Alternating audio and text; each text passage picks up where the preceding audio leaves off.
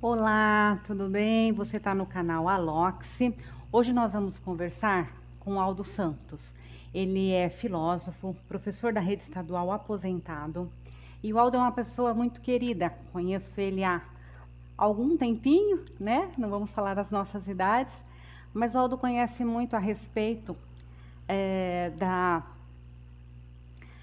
dos descontos que estão sendo feitos indevido nas contas de nós aposentados, né? Uma situação bem complexa, bem complicada, e que o Aldo vai estar aqui para nos explicar um pouquinho como que acontece. Já mandei o convite para ele, daqui a pouco ele estará no nosso canal, e aí aproveita para você curtir, se inscrever, dar sugestões.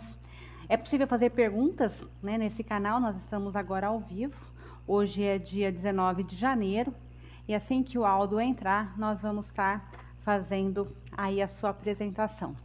Então, o Aldo já está entrando. É questão assim de minutinhos. E aí nós vamos estar com o Aldo para poder conversar sobre esse desconto que está acontecendo na folha de pagamento dos funcionários. Olá, Aldo. Tudo bem? Oi, Seja bem. muito bem-vindo. Obrigado, você está na eu que agradeço. Eu estava falando que eu te conheço há um pouquinho tempo, né? E quando eu nem votava ainda, faz um pouco tempo. Algum tempo, algum tempo. Mas tudo bem, né? Aldo, então, se apresenta, né? Você está aqui no canal com os meus amigos e eles têm várias dúvidas. Acredito que eles vão estar fazendo algumas perguntas e aí a gente vai estar respondendo. A palavra é sua, Aldo. Ok, obrigado, Silvana, muito obrigado às pessoas que estão acompanhando essa nossa convirtual, eu chamo de conversa virtual, né, que Legal. nesses novos tempos, nós também acabamos por reinventar algumas necessidades e utilizar algumas ferramentas que são extremamente necessárias. Eu sou o professor Aldo Santos, trabalhei por 12 anos, eu sou campesino, né? Mas trabalhei depois 12 anos no Hospital do Mandaqui como auxiliar de enfermagem, então eu conheço um pouco da situação que está acontecendo no país hoje. Depois migrei para a educação, trabalhei muitos anos em Diadema, São Bernardo, e participei e participo ainda da POSP. Estou coordenador da subsede da POSP aqui em São Bernardo do Campo, e tenho uma vivência nesse campo sindical, porque nós achamos que é necessário a participação efetiva na vida da comunidade, na vida da população de uma maneira geral. Então, é uma satisfação muito grande revê-la e estar aqui à sua disposição para conversar naquilo que for necessário, no que diz respeito ao ponto de pauta específico que você me convidou, e eu já de pronto agradeço bastante. A gente é que agradece, Aldo, a sua disponibilidade, né? Então, fala um pouquinho desse confisco salarial, né? Porque, a meu ver, é um confisco. Afinal de contas, os aposentados pagaram seus impostos de forma totalmente correta, porque vinha desconto na folha, não tinha nem como a gente burlar isso. E aí chega o governador e simplesmente saca esse dinheiro. Com que direito? Pois é, Silvana. Isso é um debate que nós precisamos aprofundar na sociedade. Evidentemente que eu não sou advogado, eu estou mais na área da filosofia, então eu quero fazer uma reflexão. Não tem nenhuma pretensão de responder juridicamente sobre os meandros da legislação, mas dizer que vivenciei ao longo dos últimos anos, e bem recente, essa problemática toda e esse contexto geral, né? Para as pessoas que apenas estão sentindo no bolso o problema do confisco, eles acham que é um problema localizado. Isso é um problema muito mais amplo. Isso vem dentro de uma macro-reforma da Previdência, tá certo? Exatamente. Que vem dentro de uma política geral de um governo golpista, como é o governo de Bolsonaro, como é o governo do Bolsodória, como é o governo do Bolsodória e também os prefeitos que apoiaram essa política. Portanto, a população que votou nesses personagens, digamos assim, são corresponsáveis pelas políticas e pela legislação que hoje está levando o servidor público do Estado de São Paulo a essa situação. Então, veja, então, na hierarquia das leis, na hierarquia dessas definições da macropolítica, você tem, então, a reforma da Previdência, uma lei federal, depois você tem as leis estaduais, que os governos, na sua grande maioria, já aplicaram as leis, a adequação da lei federal aos estados, e, subsequentemente, os municípios também, em sua grande maioria, também estão fazendo a aplicação nessa hierarquia das leis, aquilo que foi aprovado no âmbito federal, no âmbito estadual, e agora passam também a aprovar no âmbito municipal. Então, essa é uma luta que nós já estamos, digamos assim, resistindo do jeito que dá, nas condições possíveis, já há algum tempo. Né? Então, é um pouco isso, esse debate que nós hoje estamos aqui fazendo, essa questão. No Estado de São Paulo, nós temos um dado interessante. Todo mundo deve se lembrar da PEC 18 de 2019, que era uma proposta de emenda à Constituição do próprio Estado, que já propunha alterar essa situação aqui no Estado de São Paulo. Então, através de mecanismos judiciais, nós acabamos empurrando de 2019 para 2020. E no começo desse ano, eu estive, juntamente com o meu sindicato, com a POSP, com centenas e milhares de professores da Assembleia Legislativa, nós estivemos lá resistindo contra a aprovação dessas leis do governo, mas o governo, de certa forma, comprou grande parte desses deputados estaduais e garantiu a aprovação dessa PEC, garantiu a aprovação da lei estadual, e que depois o governo implementa na prática essa legislação. E vai, em 19 de 6, do mês 6 de 2020, vai publicar o decreto 65021/2020. E nesse decreto, ele, então, passa a estabelecer uma tabela de confisco, porque ele avaliava que o SPPREV ela tem que ser autossustentável. Então, eles, com base a um cálculo chamado cálculo atuarial, essa base, ele diz o seguinte, olha, a Previdência é deficitária e toda vez que a Previdência apresentar qualquer nível deficitário economicamente, o governo fica autorizado, então, a instituir uma tabela para compor essa base de autossustentação financeira do próprio servidor, aposentados e pensionistas do Estado de São Paulo. Então, a partir desse decreto, o governo começa, então, no final do ano, o governo começa a confiscar numa tabela de 12%, 14%, 16%, um montante que chega, em termos gerais, em torno de R$800 por mês, né? Proporcional à tabela que existe, por mês, esse confisco, esse assalto ao bolso do servidor público do Estado de São Paulo e, claro, dos professores de toda a categoria, de uma maneira geral. Então, nós nos deparamos com esse governo, com essa prática, e você tem razão. Isso é um absurdo, porque nós pagamos a cota previdenciária desde quando começamos a trabalhar. E o cálculo 30. Para aposentadoria... Isso, 30. Teve gente que contribuiu 40 anos, 45 anos. E aí, essa pessoa pagou uma contribuição correspondente, proporcional, a sua aposentadoria proporcional e correspondente ao que ele pagou. Portanto, ele não está lesando o Estado, muito pelo contrário, é o Estado que está lesando esse contribuinte que pagou honestamente, como você bem disse, até porque era um desconto automático, então as pessoas ficaram nessa situação e hoje nós nos encontramos com essa difícil realidade. E é mais complicado porque legalmente acaba sendo legal, mas moralmente é imoral, né? Porque tirar dinheiro dos aposentados é um valor que faz a diferença no bolso, né? A questão de medicamento, a questão de aluguel, é a questão de uma série de coisas que, quando a gente está numa idade mais avançada, aumenta os custos, e aí a gente vai tirar da onde? Não tem aumento salarial e ainda tem desconto previdenciário, né? É bem complicado. Perfeito. Olha, a Eleusa está mandando boa tarde, o Alberto também está falando boa tarde, a Sueli, Boa olá. tarde, Albert. Boa tarde aí a Olá, todos Deus. vocês. Legal. E esses ataques históricos federais, estaduais, municipais, a gente percebe, né, isso de forma muito clara.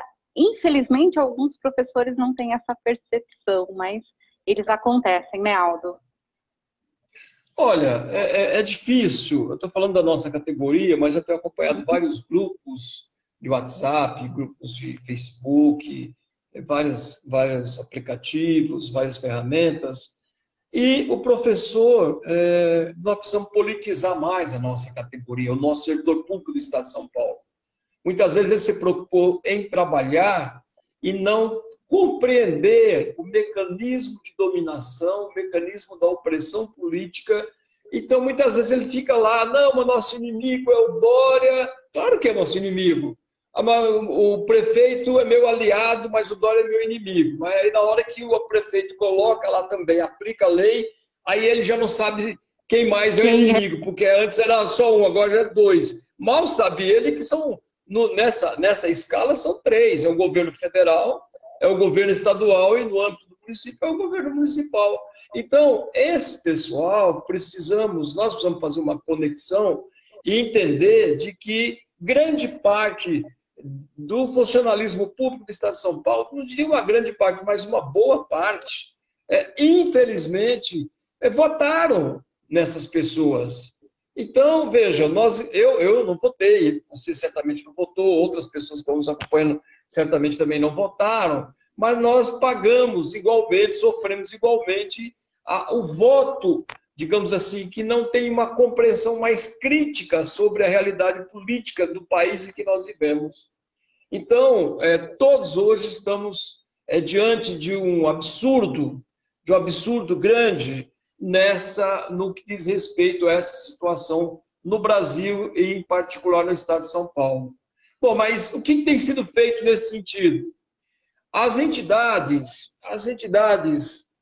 aqui no estado de São Paulo, elas entraram com ação civil pública, principalmente a POSP, o CPP, a FUSE, a PASE, a POSP é dos professores, o CPP também é dos professores, a FUSE é dos funcionários e a PASE é dos professores também, mas que são supervisores de ensino, né? Essas entidades entraram ingressaram com uma ação civil pública contra o governo João Dória aqui no estado de São Paulo e lograram o êxito no primeiro momento. Ganharam a ação civil pública, mas o governo recorre. E ao recorrer ao Supremo, o governo, então, ele acaba, o Supremo, o ministro acaba suspendendo essa liminar aqui de São Paulo, mas ainda falta o julgamento da ação principal, porque quando você julga a liminar, você julga a priori aquilo que aparentemente traz prejuízo para o servidor ou para a pessoa peticionária de uma maneira geral. Na medida em que essa liminar é cassada, aí então você vai ter o julgamento, o que nós estamos aguardando, da peça principal, da ação principal. Então, nós ainda acreditamos que essa ação civil pública possa voltar favoravelmente ao conjunto do funcionalismo para impedir esse confisco, esse assalto criminoso aos bolsos dos trabalhadores e trabalhadoras do Estado de São Paulo, e particularmente na minha categoria, na nossa categoria dos professores. Isso é muito grave, porque grande parte do aposentado, com quase 15 milhões de pessoas desempregadas, os aposentados, a mulher, o homem, são arrimos de família. Muitas vezes eles organizam de forma milagrosa, às vezes até, mas nós sabemos que com muita dificuldade, a economia da família, estrutura, ajuda o filho, ajuda o outro, faz uma coisa, faz outra. Portanto, isso tem sido... essa conquista, de repente, ela é sequestrada, ela é tirada. Então, é um verdadeiro crime de lesa pátria contra o servidor público do Estado de São Paulo. Você bem falou, num momento bem complicado, onde o desemprego é absurdo, esse aposentado acaba sendo realmente o suporte. Né? Acho que um suporte. Bem suporte. Complicado. No Norte e Nordeste é assim, entendeu? Ele, inclusive, gera microeconomia, e nós também, nós pagamos nossa aposentadoria. Sim, nós pagamos, é nosso direito. Descontaram, nós descontaram, e agora? Como que vai ficar?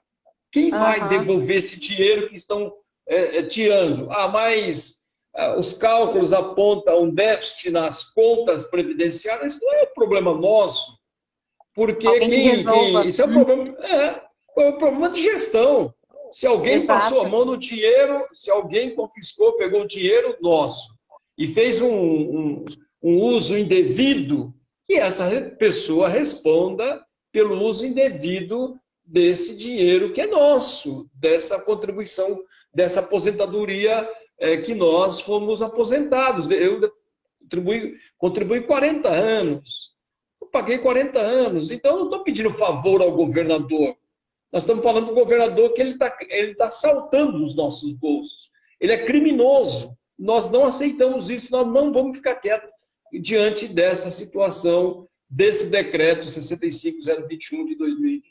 Nós vamos continuar a nossa luta e temos, digamos assim, tentado articular a nossa luta da melhor maneira possível, nas condições possíveis, diante também desse ataque sanitário, dessa crise sanitária que nós estamos vivendo e que o país e o mundo está passando nesse momento. E na LESP, Aldo, como é que está a organização? Como é que está aí a movimentação? Está fácil de mexer lá? Temos apoio? Não temos apoio? Então, a LESP é um problema, né? Porque normalmente o governo, para aprovar os seus projetos, ele conta com a maioria. Nós sabemos a maneira que muitas vezes ele conta com essa maioria. Muitas vezes com dinheiro para emendas, enfim, nós sabemos de tudo isso que acontece. Mas nós temos uma esperança na Assembleia Legislativa, porque lá nós temos vários deputados aguerridos, lutadores, lutadoras, e nós temos o PDL 22, o projeto de decreto legislativo do deputado Carlos Gianazzi do PSOL. Ele apresentou esse PDL, PDL 22, e para nossa surpresa, para minha surpresa, né, e a partir da grande pressão da sociedade, ele conseguiu pautar, ele conseguiu fazer com que esse PDL viesse ao debate público e plenário.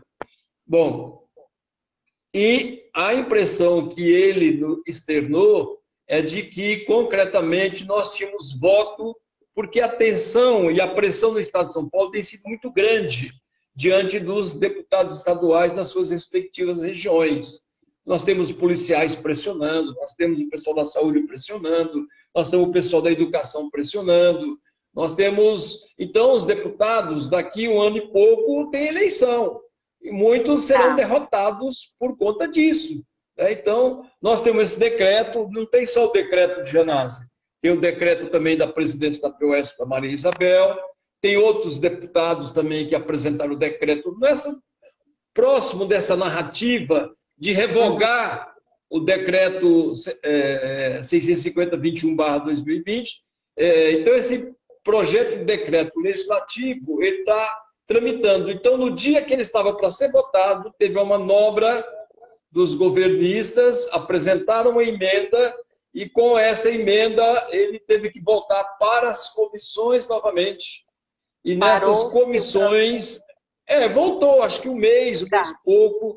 é porque a Assembleia agora está em recesso, suspenderam as atividades, mas a impressão que o deputado Gianazzi tem, numa reunião que nós tivemos com ele ontem, na frente de defesa dos servidores, a impressão que ele tem é que logo no começo do ano legislativo, que começa agora em fevereiro, de que as comissões vão se posicionar e cabe ao plenário apreciação do mérito do PDL que o Gianazzi apresentou. Mas tem mais de um PDL? Tem. Como que faz? O critério é o seguinte, os outros PDLs, eles são juntados ao PDL inicial, o primeiro, e no caso é o PDL 22 do deputado Carlos Gianazzi, do PSOL. Entendi. Então agora é o momento realmente de organizar a base, né? Porque fevereiro é daqui a 10 dias, tá aí? Isso. Você tem razão. Então nós falamos da macro política, falamos do impacto dos municípios, falamos do que vem sendo feito na Assembleia. Claro que o que vem sendo feito na Assembleia também está sincronizado com o que vem sendo articulado do ponto de vista do movimento social, das entidades, das lutas de uma maneira geral. Nós agora vamos ter que organizar a base. Organizar a base, nós estamos num momento muito singular da história política do país e do mundo. Organizar bem, principalmente os aposentados, que na sua quase que totalidade compõem o grupo de risco. Exatamente. Quase na sua então, em total. casa... Porque algumas pessoas têm a idade para estar no grupo de risco e acrescido, às vezes, de alguma comorbidade, de algum tipo de enfermidade, de doença próprio da idade, próprio da vida, né? Não tem muita alternativa. Então, é um grupo que tem feito pressão, mas eu, por exemplo, não vejo a hora de me vacinar para poder ganhar as ruas novamente, porque eu me sinto um pouco na caverna platônica aqui, entendeu? Um pouco preso no universo. Acho que todo mundo. Acho que os aposentados, digamos assim, estão um pouco na caverna e na disputa com o representante da caserna. Então, nós estamos num problema, num momento difícil. Mas, mesmo assim, nós temos feito um trabalho interessante junto à frente de servidores que estão lutando para que essa situação se reverta. Então, à frente, nós nos reunimos toda segunda-feira, é uma articulação política com em torno de 80 entidades do estado de São Paulo, e professores, todas grandes, professores, todas as representações de uma maneira geral, muito, muito, muito significativa. E nesse espaço nós tiramos políticas gerais que eu vou ler para você ter uma noção. Na última reunião da Frente Paulista em Defesa do Serviço Público, composto por 80 entidades, teve presente o deputado Carlos Gianazzi. E ele apresentou primeiro o calendário da Alesp. Eu vou ler, inclusive, para orientar, porque tem muita gente que estão nos assistindo e também tem muita gente que vai assistir depois, né? Então, veja, ele disse o seguinte, que o início das atividades legislativas seria por volta do dia 4/2. No dia 9/2 seria a retomada das votações. Nós aprovamos ontem para que ele pudesse articular no dia 11 ou 12/2 uma audiência pública de esclarecimento do PDL 22 e os demais PDLs agregados, e no dia 15/3 teria a eleição da mesa diretora da Alesp. Então, um novo presidente, uma nova composição, enfim. Então, esse é um pouco o que nós discutimos ontem. E nessa audiência pública, além de discutir o PDL do Gianazzi, a ideia também, como subtítulo, é discutir o conjunto do ataque ao funcionalismo público de uma maneira geral, né? Nós vamos discutir o problema do retorno às aulas presenciais nesse momento absurdo, onde a pandemia cresce, onde todas as autoridades sanitárias estão dizendo que é preciso ter o distanciamento, o governo, né, prepara o caminho do matadouro, mandando todo mundo ir para a sala de aula, claro, com algumas restrições, mas nós entendemos e conhecemos a escola pública, nós sabemos que é um risco muito grande e nós também estamos debatendo isso, como fizemos uma reunião hoje da POSP, para debater o problema da atribuição de aula da categoria O e outros problemas correlatos. Portanto, a ideia é que nessa audiência pública, do dia 11 ou 12 agora de fevereiro, de que nós façamos, então, esse grande debate de uma maneira geral. Além da frente, nós também temos, a frente também aprovou duas coisas também que pode não ter muito a ver com essa pauta, mas aprovou também fazer uma nota pedindo a cassação do deputado Fernando Cury por assédio sexual à deputada Isa Pena, e eu quero aproveitar para falar disso, que nós achamos um descalabro, uma casa de comportamento machista, e nós achamos que é injustificável aquela cena, e nós não vamos deixar que aquilo que caia no esquecimento. Então nós aprovamos essa moção de repúdio. Em nenhum lugar, muito mais numa casa legislativa, né? Muito mais, em canto nenhum cabe, né? Essa violação ao outro, à outra, nós achamos que isso é fruto da concepção do patriarcado que ainda está presente numa casa machista, como normalmente se constitui os parlamentos de uma maneira geral. Basta ver a quantidade de mulheres que representam a população nesses lugares. Você pega São Bernardo, parece que tem duas vereadoras. Você pega a Assembleia, agora tem algumas deputadas a mais. Além disso, também, nós tiramos, que foi ontem o tuitaço, no dia 1º agora, de 2, vai ser feito um dia, as entidades, as centrais sindicais, organizaram o Dia Nacional de Luta pela Vacina para Todos e Todas, de uma maneira geral, contra a reforma administrativa, que é outro ataque que vai vir, né? A reforma da Previdência já causou esse estrago que está causando, a reforma administrativa também vai mexer muito com o servidor público de uma maneira geral, que seria objeto de um debate.